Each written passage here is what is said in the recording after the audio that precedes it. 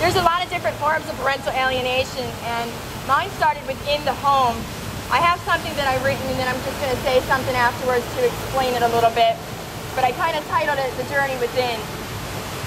In the world of my childhood, I expected it to be one filled with love and joy. To my dismay, it was quite the opposite.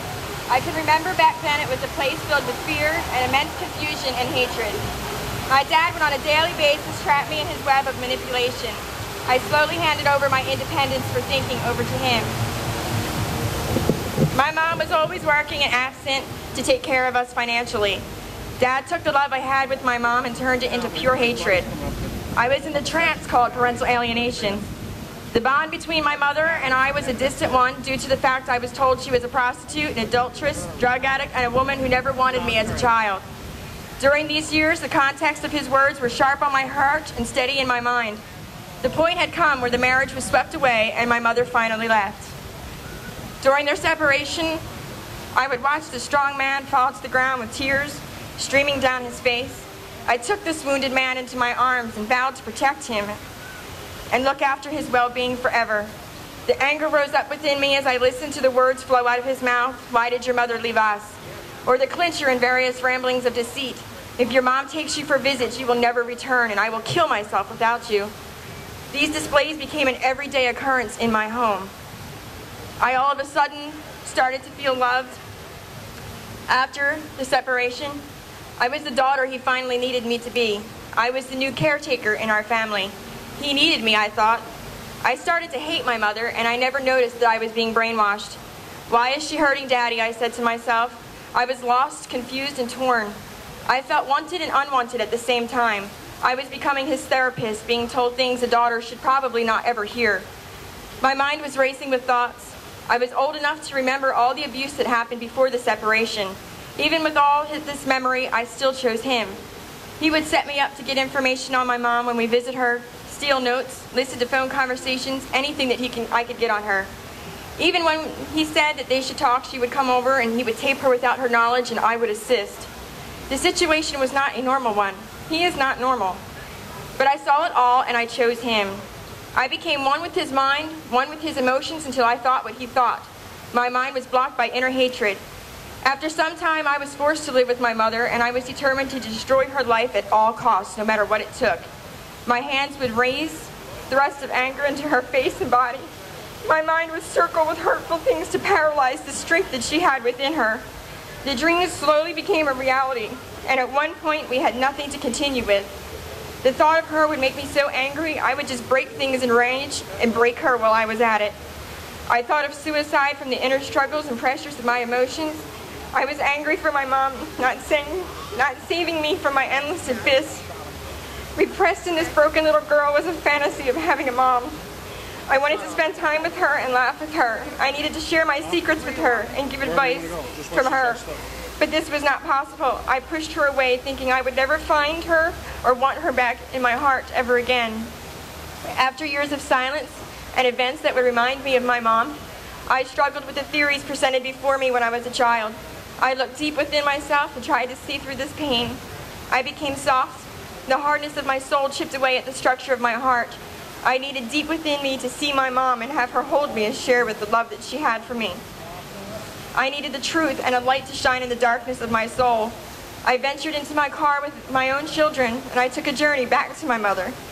I didn't know how to face her after all the pain that I had caused her. The thought of turning around raced through my mind as I was driving the miles down. My body was shaking and becoming nauseous at every mile. I finally gave the strength to drive up to my mother's door. As I knocked on the door, I saw her with a warming smile and a joyous heart. We sat and talked about general events new in our life.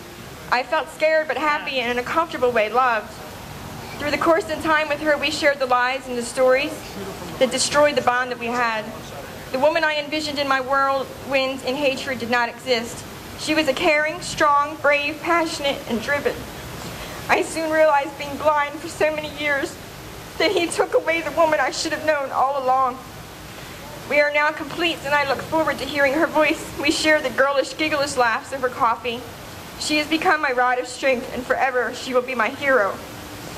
I have taken this tortured life, and I have put it to work. I now share my story all over the country and bring hope and inspiration to others. I work with SplitNTwo to bring awareness to this abuse. My dream is to have other children to know that they are not alone and can overcome the guilt and confusion they have. I want them to know that they can become the survivor and they no longer have to be the victim. There's a lot of people that I'd like to thank, but one of them that I want to thank truly for helping me find a place to help other people is Tanya Maddox.